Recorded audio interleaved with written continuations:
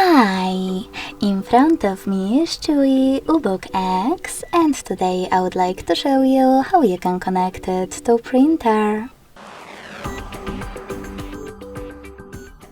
You need to begin by going into Devices Settings and tapping on Devices right away. Following that, select Printers and Scanners on the left, and then click on Add a printer or scanner at the top. Then wait. Your device is now searching for a printer. When you see the one that you wish to connect to, click on it and tap on Add Device.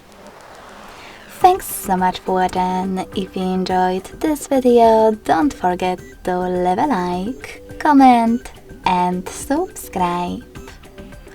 Bye!